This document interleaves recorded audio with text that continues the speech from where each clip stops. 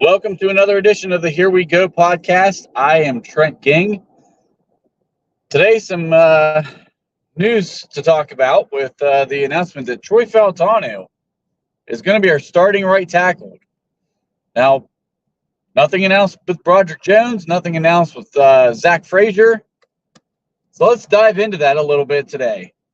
First of all, what in the world did the team see in a preseason game where Troy struggled mightily in pass protection that they decided to announce he's going to be the right tackle, and yet Broderick Jones is not going to be automatically named the left tackle? This team has been telling us since before the draft process that Broderick Jones is the left tackle of the future. Everybody knows Dan Moore is not going to be here next year. Why in the hell is Dan Moore getting almost all the reps at left tackle? This is like beginning to almost be some kind of odd chess game that just is absolutely stupid. So Fautanu's obviously out for the next 2 weeks. The expectation is that he's going to miss both of the last two preseason games, but he's still going to start week 1 against the Falcons.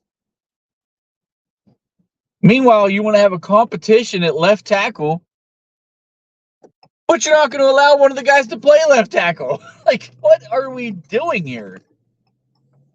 Broderick Jones is an exceptional athlete. They traded up in the draft because he's an exceptional athlete. He's also a guy who was very raw coming out. Why do you not want to play him at his actual position? This is insane. Dylan Cook is more than serviceable to play right tackle while you let Broderick Jones and Dan Moore Jr. fight it out for the left tackle spot. And to be honest, that fight shouldn't last very long. Dan Moore Jr. is the worst left tackle in football. He can't swing from the right side to the left side. He's a left tackle only. He doesn't bring a lot of value to your team. Not as a backup, at least. He has valuable game reps. And if something happened to Broderick Jones, it would be nice to have him on the roster. But honestly, the way Dylan Cook played in that preseason game, I've kind of lost my justification for keeping Dan Moore Jr. around. They should be looking to trade him right now. I think this team should feel comfortable with Dylan Cook being the swing tackle. Start Broderick Jones right now. Get this young offensive line on the field as soon as possible, the same way Cullen and I have been talking about for months. If you don't think Broderick Jones is ready to play over Dan Moore Jr., we made a colossal mistake drafting him. I mean, I just think this is insanity. I don't get it. I know Broderick Jones has been playing the good soldier in this thing and doing what he's told and just wants to be on the field. The team is doing the same thing to him they did with DeMarvin Leal. They're moving a guy around because they say he's versatile. He's a left tackle. Put him at left tackle. Quit with the games. I just don't understand this, and it's really frustrating to me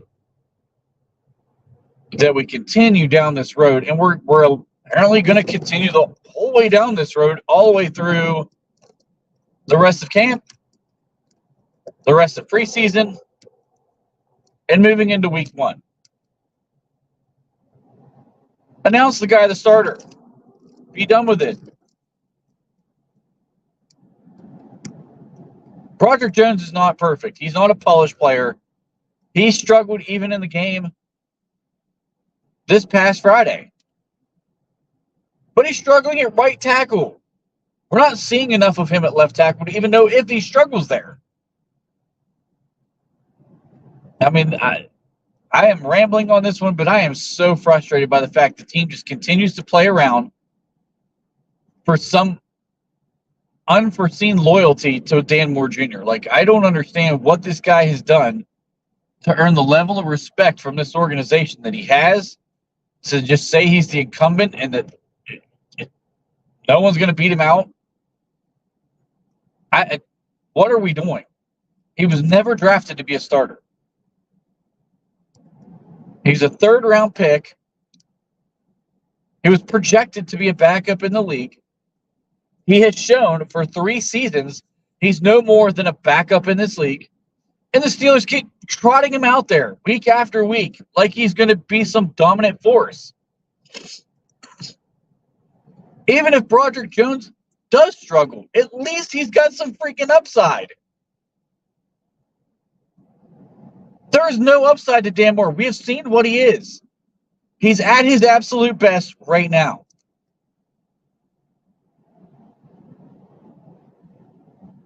Now, I know people are saying, oh, you're going to be surprised by the contract Dan Moore gets. No, I'm not. I'm really not going to be surprised because, yeah, there is going to be a team that needs a tackle that's going to be desperate, and they're going to pay him because he's got 3 years of starting experience, and teams value experience, whether anybody likes it or not. But to sit here and think that this guy should be starting over a first-round pick, 15th overall, a guy that we traded up for, is just absolutely batshit crazy.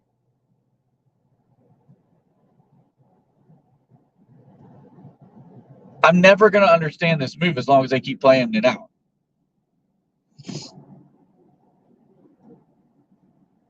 Why are we announcing Troy Fautanu as a starter right now when he hasn't had to earn anything?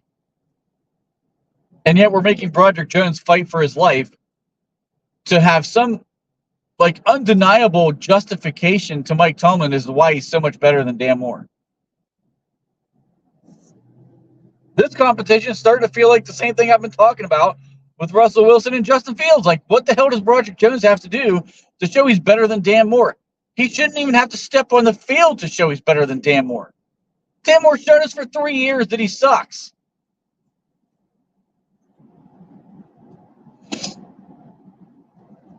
Broderick Jones is better as a run blocker, and he can't be worse as a pass blocker.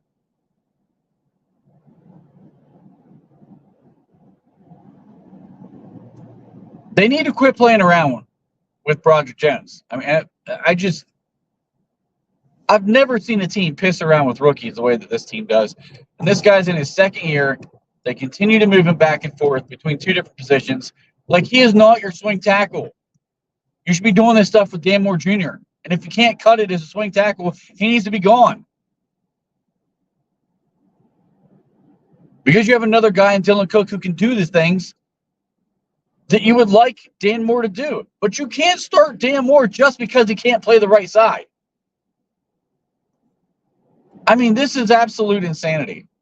And I don't get it. This team is building a young nucleus at the offensive line position that is going to be built for the future. Play them. My goodness, this isn't rocket science.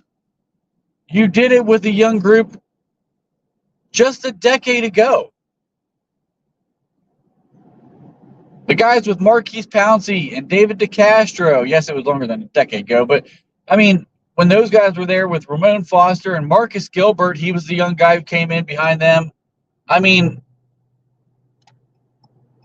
pull the trigger. Like, this is crazy.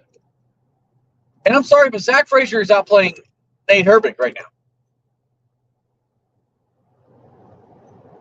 I mean, one of those fumble snaps, after seeing the slow motion replay of that thing, he damn near missed Justin's hands completely with the ball. The nose of the ball hit the palm of Justin's hands. What is Justin supposed to do with that? Of course it's going to be a fumble. He's not athletic enough to play center. He's so worried about getting to his block, he does not make the center exchange. Zach Frazier had no issues He played against the ones, no issues. It was limited. If he plays the same way on Saturday, pull the trigger on that one too. We need to build this offensive lineup for this season. We have a huge back end of the schedule. We have an opportunity to win 5 or 6 games out of the first 8.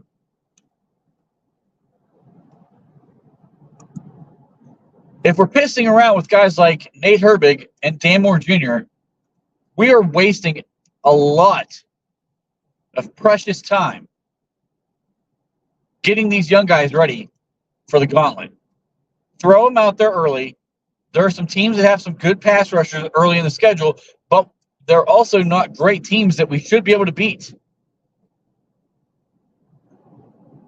Tomlin talks about not living in his fears. I think he does it every year with these rookies.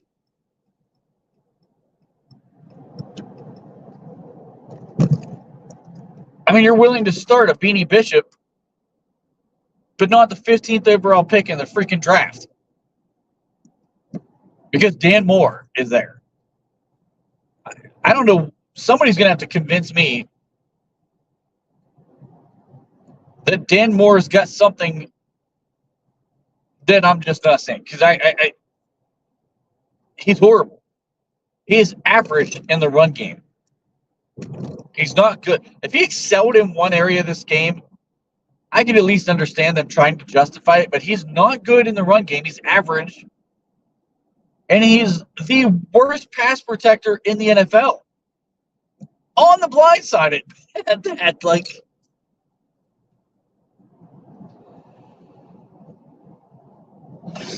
when you have 2 guys at quarterback fighting for a starting position, both of which hold the ball way too long, take too many sacks, you want to be a run-first team. Broderick Jones is the better of the run blockers. He's the more athletic guy. He's the guy who can fit into a better pass protector than your guy who had horrible athleticism at Dan Moore Jr. Play the young guy. Just get it over with. This is not a competition. Sometimes Tomlin gets so wrapped up in like wanting to create controversy and competition in camp to bring out the best of guys that, like, something like this, if I were Broderick Jones, I'd be asking myself, like, what do I have to do at this point? I've done everything you've asked. I've not complained once. Anybody else drafted this highly who's been getting played around the same way Broderick Jones is, in this day and age, they're going to be throwing a fit. Broderick has handled this thing like a champ, to be honest with you. But the writing has been on the wall since you drafted Troy Fautanu. You were going to start 2 rookies, or a rookie right tackle and a guy who's going to be playing his first season at left tackle. You knew this was happening. So why are we dragging it out? Get this offensive line together. Let them gel. Let them learn how each other plays.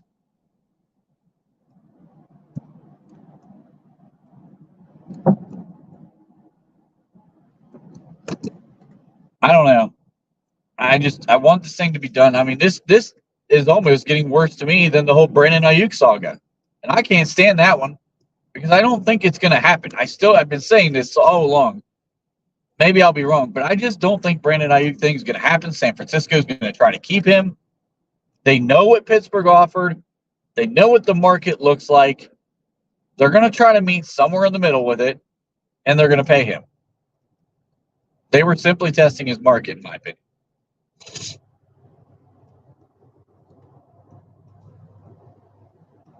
But in the midst of all that, this whole offensive line thing is almost driving me more crazy than the whole Brandon Ayuk crap because people are so over the top about it.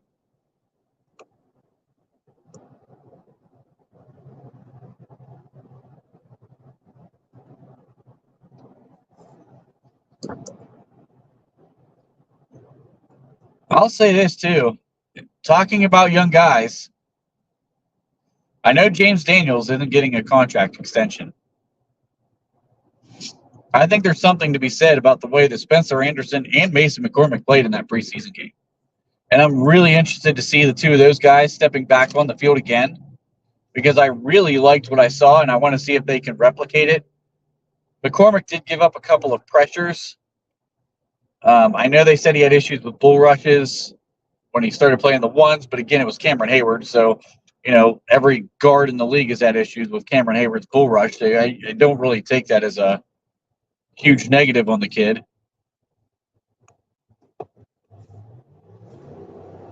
But at the same time, I want to see if these guys can really put another solid game together. Just because Spencer Anderson's been another guy who's been moved around so much that the poor guy hasn't had a home since he's been here. And I'd really like to see if he can bring some more to the table at the guard position, because I thought he looked much better at guard than he did at tackle, and much better than he's looked at center. You like that he brings some position versatility, and it really could help him in making this roster, especially if the team does trade Dan Moore, because he's an inside-out kind of guy who can help at the guard positions. He could also help at the tackle position. But it seemed to me like he found a home at guard the way he played that first game. So we'll see if he can replicate that. We'll see if Mason McCormick can put together another solid game, because he was good in the run game, very good in the run game. He wasn't horrible in the pass protection game, but he wasn't great. There's some good young offensive linemen here that we're putting together. But we gotta get rid of Dan. It's just gotta happen. I don't think my heart can survive another season of Dan Moore at left tackle. And if Tomlin trots him back out there to start again, and you have Broderick Jones on the bench, I just somebody's gonna have to give a justification as to why this is happening, because I will not understand it. So that's about all I had today. This one was more of a rant and rambling, because I just don't. Some of this stuff is just so frustrating to me that I'm just not understanding where the team's direction is headed. It doesn't seem to make any sense right now from the outside looking in.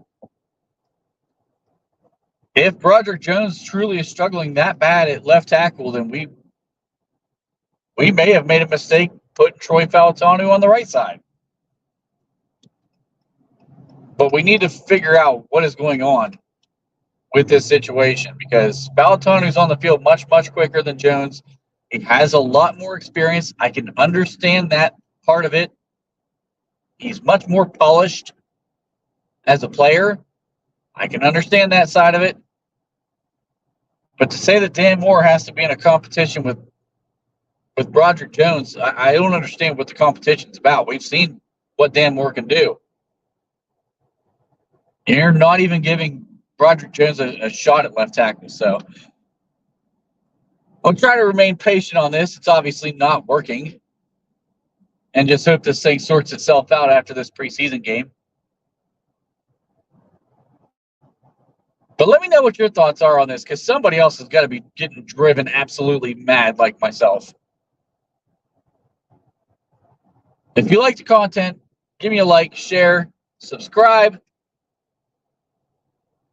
Hope you enjoy this. Looking forward to Saturday this week for the next preseason game to see how things kind of work themselves out. So I hope you all have a great day.